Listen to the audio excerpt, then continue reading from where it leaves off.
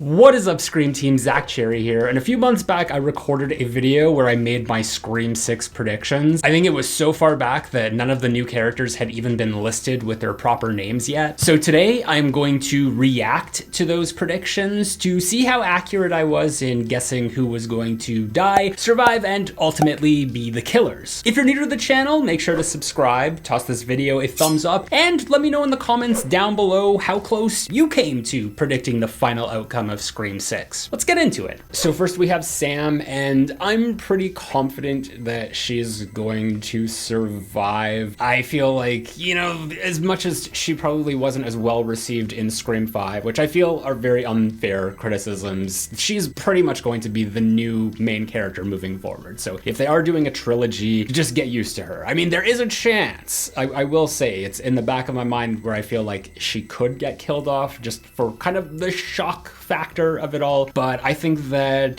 the writers and radio silence have, you know, kind of really put all of their eggs in this basket with this character, so I'm pretty sure that they're going to allow her to grow, because I think that she'll probably become more popular as the movies go on. Okay, I think that's pretty much a given that Sam was going to survive. I mean, I shouldn't have even suggested that she might get killed off, because it was such a small seed that had been planted that I thought that might have happened. But, you know, I think that this is going to be a trilogy, and it's going to be kind of like a through line for this character of 5, 6, and 7. So, she has to survive. And I was completely right in the sense that she was going to be more popular this time around, because everybody is raving about Sam and Melissa Barrera, and rightfully so, because she was amazing in this movie. I thought she was amazing in 5 as well, but I'm glad that she survived. I'm glad I was right about that. So next up is Gale, and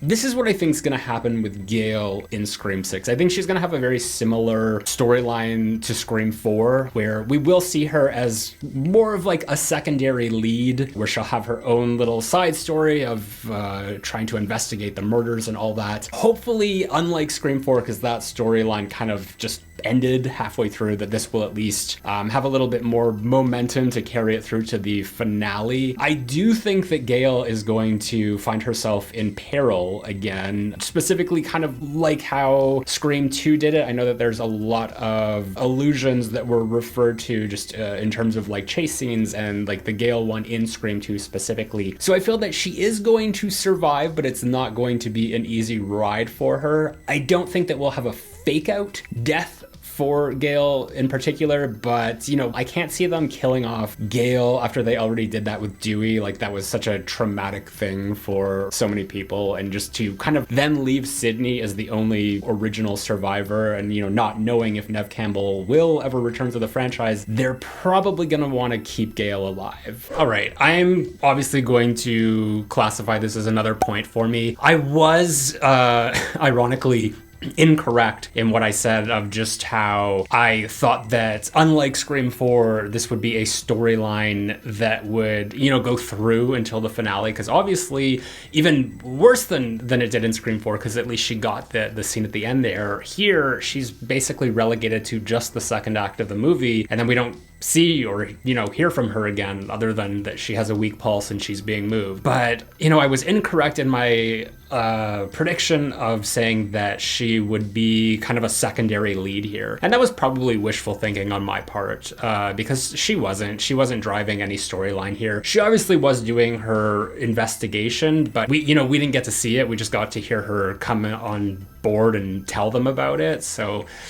I guess I was wrong in that sense, but I was right by saying that, she was going to be placed in peril. I also just want to point out that I recorded this before the trailer, like the main trailer, had released, which was when we first got wind of that set piece that the killer was going to call her. At that point, I had only seen the Subway teaser, so I had no idea about any of this. So I'm gonna say 2 for 2 so far. Then we have Mindy, and if you've seen the teaser trailer, you know that things are looking pretty grim for Mindy. And I think what Scream 6 is going to do, what we're going to see a lot in this movie is a lot of subverting expectations, because I think that Scream 5 did a lot of kind of towing the line of homaging things that we already saw. So just in terms of changing it up, that's what I think the writers are going to be doing this time around. So I know a lot of people have said that one of the twins is going to die, and, you know, just to follow in the footsteps of Randy in Scream 2. And since Mindy is kind of compared a lot to Randy, her uncle, I know a lot of people think that she will be that character to go. And honestly, I just because it's so expected,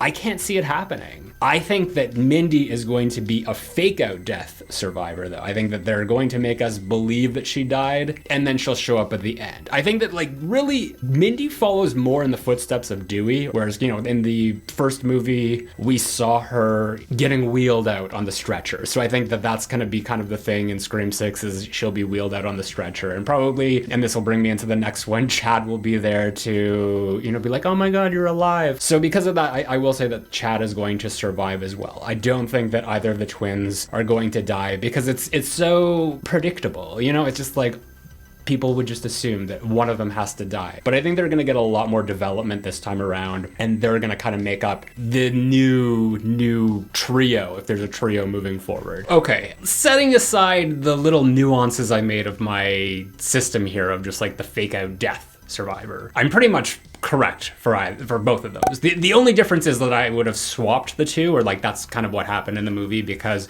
Chad was kind of the fake out death survivor, and Mindy, there was never any doubt that she had survived, because, you know, Ethan took her off of the train and she was sitting on the platform and she was very much alive. But she showed up at the end. They got a lot more development this time around. I just knew that there was no way that they would kill either one of them, because it's so expected, like I said. So I'm going to say that I'm 4 for 4. So because I'm saying that it's just going to be a trio, which will comprise of Sam, Mindy, and Chad, I think that this is going to be the end for Tara. I think Tara is going to be RIP. And a few reasons for this. The first one is that I think that Tara would be the most unexpected, and it would probably be the one that would be the most upsetting too. And I feel like they're gonna want to go for the tragedy of it all and the trauma, especially if they are kind of like following a template with a trilogy. Just think of where Sydney was at the beginning of Scream 3. If Sam survives Scream 6 without her sister surviving, that's gonna be like a whole world of trauma for the next movie. And I think that that's what they're gonna want to do with her. Also, Jenna Ortega is so popular right now. She's in everything. She's just a huge, big name star. I've often compared her to Sarah Michelle Gellar in a way of just being like the Sarah Michelle Gellar of this generation. And Sarah Michelle Gellar, you know, she didn't make it through Scream 2. So I think that time is up for Tara, and especially because she went through the ringer in Scream 5 that I think a lot of people wouldn't expect it, because, you know, she's already paid her dues. But I don't know. I'm feeling that Tara's not going to make it out of this one. Okay, so my first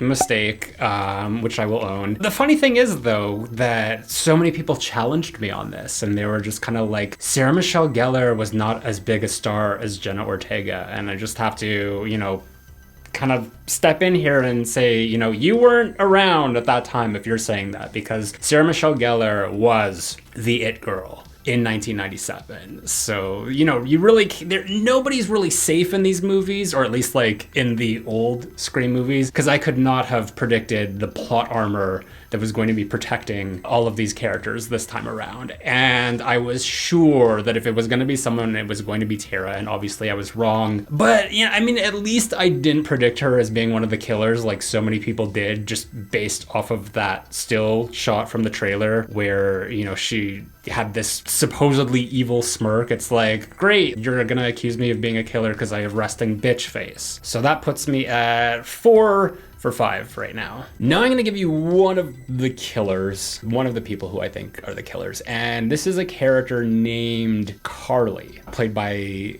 Liana Liberato. And don't have any specific reason why. It's just more of like an inkling. Maybe this is more aesthetic based, but we haven't had a lot of redhead characters, so I can see them just being like, okay, here's a redheaded killer. So that is a potential thing that might make her the killer. She does stand out from the typical appearance of the characters in these movies. Every female like generally has dark hair. There might be like one blonde, the Drew Barrymore, but we don't get redheads, so I think that maybe she could be the killer. Just saying. All right. Firstly, her name was not Carly, it was Quinn, so that was changed after I made the video, obviously, but I was right. I picked one of the killers, and I didn't have a specific reason, as I said here. I just, figured that they would. People were just like, there has been a redhead killer. There's been Mrs. Loomis, but I argue like she's more Auburn than Quinn, who's like straight up redhead here. Interestingly, even though I hadn't seen the trailer yet, once the trailer did come out, Quinn was very like hidden throughout the promotional material. So interesting that was kind of their angle this time around. Like with Scream 5, they basically showed Amber on fire. They showed Sam stabbing Richie, but that puts me at 5 for 6. Next, we have Samara Weaving, and her character doesn't actually have a name yet. She's unnamed at this time. My guess with Samara Weaving, just because she is kind of like one of the most recognizable faces of the cast, that she's going to be the opening kill. So I think RIP for Samara Weaving's character. And next up we have a character named Gabe, played by Tony Revolori from the Spider-Man movies, the MCU Spider-Mans. And I think that he's also going to be opening kill. This is more so based on, because I do know some casting news and stuff, and I know that most of the principal cast was announced, and then him and Samara Weaving were announced a little bit after. So I think that, what might have happened is that they just waited because, they cast them separately for the opening kill. So, normally with the exception of Scream 5, we do have a twosome in that opening scene. So I feel that it's going to be the two of them. That's my gut instinct right now. Okay.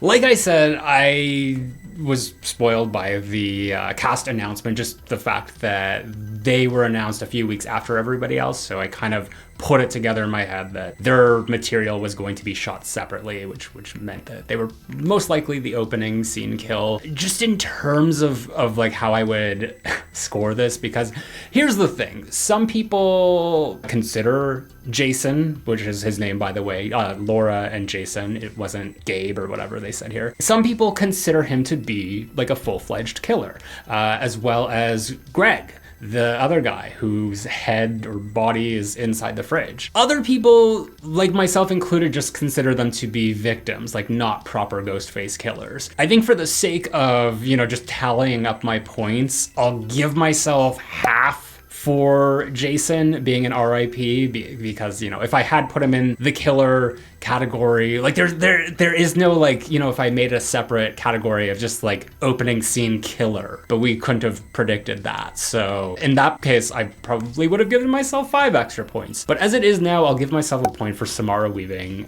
which I think was pretty obvious, which puts me at 6.5 out of 8, if that's fair with everyone. Then we have Jack Champion playing the character of Evan. He kind of like, he looks like a younger Richie, or like a twink version of Richie. I think that he's going to die. I can't see this being a character that like lives on. I don't think that he's going to have any relation to Richie. I think that's just a coincidence. If I had to guess, I think that he's probably like a love interest character or a friend to Tara, just because like they're similar age, but just because of Scream 5, because I think originally in that script, Tara and Amber were girlfriends. Tara was actually queer, as was Amber, and I don't know if they changed that for whatever reason, but if it had stayed original to that, the ending of the movie would have been that both of the sisters' significant others turned out to be the killer, with Amber and Richie. So even though Amber was Tara's best friend, and I feel that these characters of Evan and Tara are going to be closely connected. I can't see there being another betrayal like that, just in terms of someone close to Tara. So going by my instinct of Tara getting killed off anyway, I don't see Evan making it out alive if Tara hadn't. So we'll put him in RIP. Wow.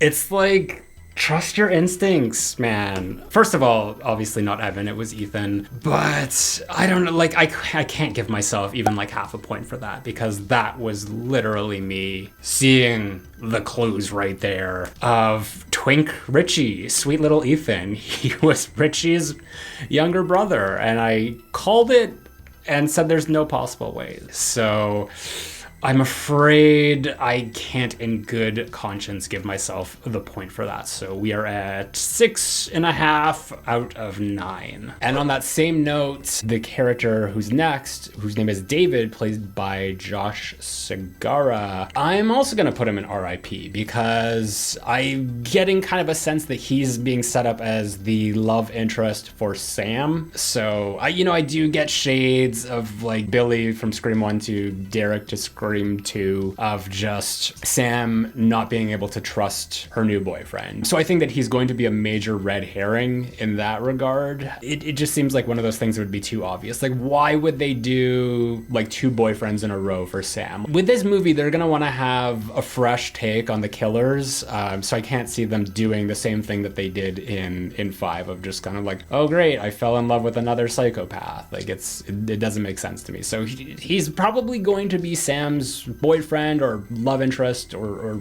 some sort of connection to her, but I don't think he's gonna make it out alive. Okay. Now this is where it's just gonna go downhill. I mean, at least I was right in assuming that it was going to be the love interest to Sam and that there was going to be trust issues and stuff, but I mean, obviously he's not RIP, he's a survivor. I'm still trying to process this character in the movie, because what was his ultimate purpose? Like, other than kind of the little heroic move on the train there, he didn't really do much. Like the ladder, but he wasn't even a red herring.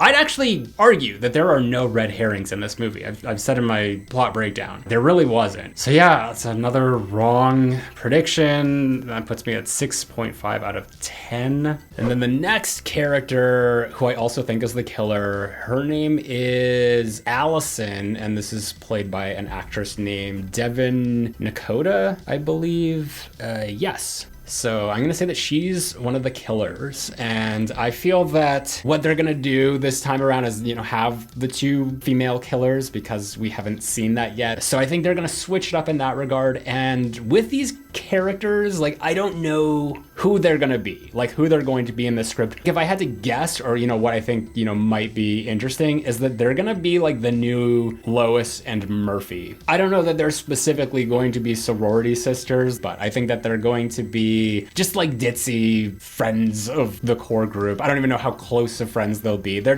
going to be in their circle. But I can totally see them being like the 2 like female killers working together as partners, just because we haven't seen it yet. However, I do think that this movie is going to switch things up and have a 3rd killer for the first time. I don't necessarily want to see that. I wish that they only would do 2 killers. I think that's more interesting. All you really need is a good motive. You don't have to worry about like adding in all these twists and stuff of just like, surprise, we've never done that before. So when it comes to a 3rd killer, I think that they're going to kind of go back to what they did with Scream 2 and Mrs. Loomis. Not necessarily the 3rd killer is going to be related to someone from the past or a previous killer. I think that they're just going to be a hidden in plain sight character like Mrs. Loomis was, because every killer aside from Mrs. Loomis has been very prominent, or at least like in terms of like their relationship to Sydney or Sam or Gale or whoever, of just being in their like close-knit group. And Mrs. Loomis is the exception to that, because she was just kind of like a peripheral, like almost glorified extra. So I think that there is going to be a 3rd killer in this movie. I don't necessarily want to say that they're going to be aligned with the other 2 killers. I think, that might be a twist, that we can see that there's a 3rd killer who's working independently of them and they don't know about each other, like a twist like that. Okay,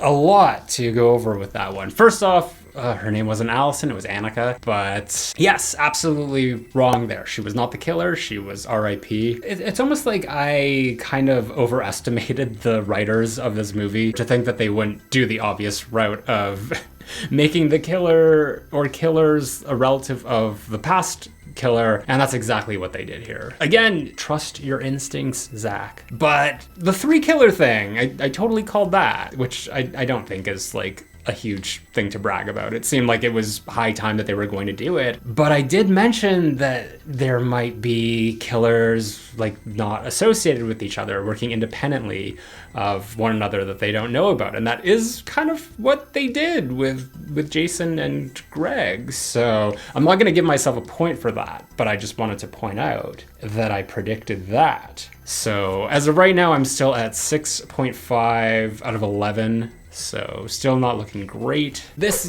guy, whose name is Brooks, played by Thomas Cadrot. If I had to guess, I'd say that he's probably a police officer. So I think that he's going to be RIP. Because again, I think that they're going to, have a lot more deaths in this movie. Scream 5 kind of, I don't want to say it was bloodless because it was pretty gruesome, but there was obviously a lower body count than we typically have seen in the past. So I think that we're going to have these side characters who don't really do anything. They're just kind of there to, up the death toll. And I think that Brooks is going to be one of them. I don't even think we ever found out that his name was Brooks, but he wasn't a cop. He was Gale's boyfriend, and he was RIP. So, pretty simple. He wasn't even in any of the promotional material. His name was just listed on IMDb. And that's how I did this. I just went through all of the faces that were on IMDb. So that improves the ratio a little bit because now I'm 7.5 out of 12. The next one here is a character named Frankie. I don't know if he would also be a police officer.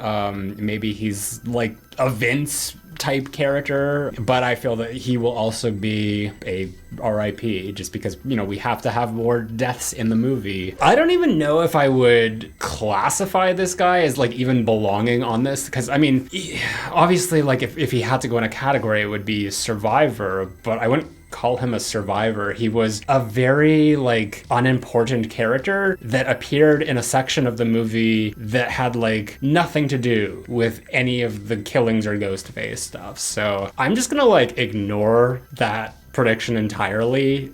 Please don't hold that against me and say that I'm still at 7.5 out of 12 because there really is no category to put this guy in. He is just unless I made another one, it was just irrelevant characters because that's what Frankie was. These next 2 characters, these are the older men. We got Dermot Mulroney playing a character named Williams, who I believe is a cop. I can't confirm that. And then we have Henry Czerny, who previously was in Ready or Not, also directed by Radio Silence, where he played the patriarch of the family. And he plays a character named Professor Freddy. So I think that one of these guys is going to be the third killer. And like I said, I don't know if they're going to be affiliated with these 2 or just working independently. I don't know if the optics would look really good if it's here's this older male character who's kind of controlling these 2 younger women to go out and kill people. So I don't know if that's going to be the story. I certainly hope not. I like when the female killers have a little bit more agency in the killer relationships that they have. But right now, if I had to lean more towards who I think is going to be the killer and, who I think is not going to be the killer, I'm going to say that I think that Henry Czerny's character, Professor Freddy, is going to be the third killer. I think that he's going to be a fake out death. I think he'll be a minor character whose body they'll just find, and then he'll show up later on and be like, ta-da, I'm the third killer. So in that case, I'm going to say that Dermot Mulroney, because I feel that he's more well-known, or at least his character seems to have a more prominent role. I know they made a pretty big deal out of casting him, and he's actually worked with Courtney Cox before on Friends. I don't know, I have a feeling that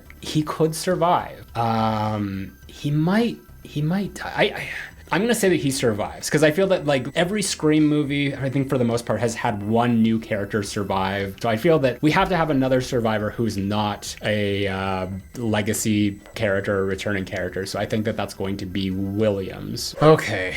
Obviously, names again. Dermot Mulroney was Detective Bailey, not Williams, and Henry Czerny was Dr. Stone, not Professor Freddy. So, you know, there was a 50-50 chance that I was going to get that right, and I clearly got it wrong. However, a few things that it's like the people that I chose were wrong, but the kind of like the scenarios were all right, because, I mean, well, Detective Bailey wasn't the fake out killer. There was a fake out. There was a third killer, and they were a fake out, and there was the whole, ta-da, I'm alive at the end, which was Quinn, but obviously I can't give myself a point for either Dr. Stone or Detective Bailey, because that was completely the wrong combination. It was interesting that I said that, you know, there was going to be at least one new character surviving, because technically that was Danny. So what it should have been was move Danny down to survivors, move Bailey up to killers, and then Dr. Stone would have been RIP. You know, it's like I had the right idea, I just didn't have the right chess pieces set up. So again, excluding that Frankie character,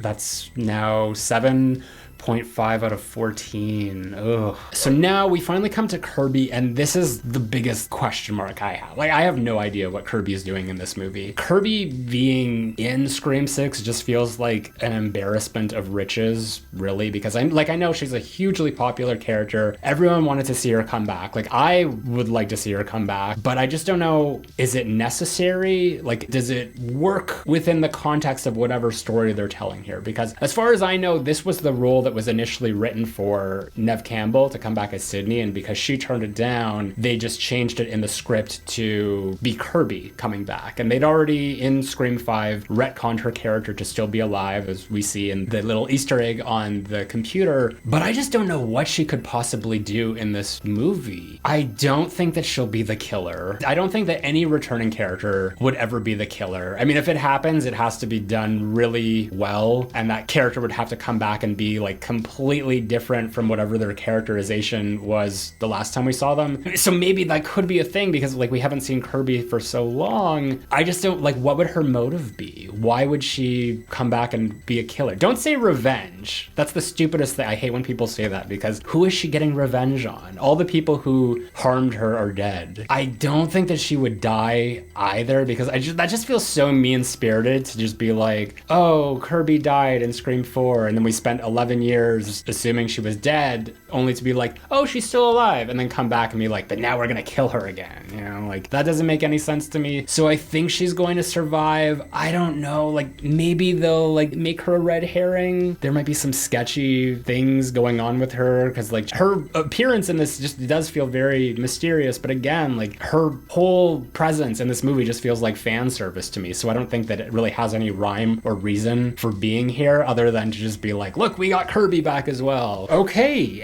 and I got one more point. That's obviously Kirby is survivor, and they did try to make her a red herring, unsuccessfully, in my opinion, but, you know, they kind of gave her like a little sketchiness at the end there, and she survived, and I do fully believe that this movie, she was not needed in this movie. She kind of was relegated to just fan service. Loved seeing her. I love Hayden Panettiere, but I was right about that too. So that is 8.5 out of 15. I think I did better in my predictions for Scream 5. Anyway, that was my reaction to my predictions for Scream 6. If you want to check out other Scream-related content, including my predictions for Scream 5, you can head over to one of these playlists over here. Until next time, I've been Zach Cherry, and I'll be right back.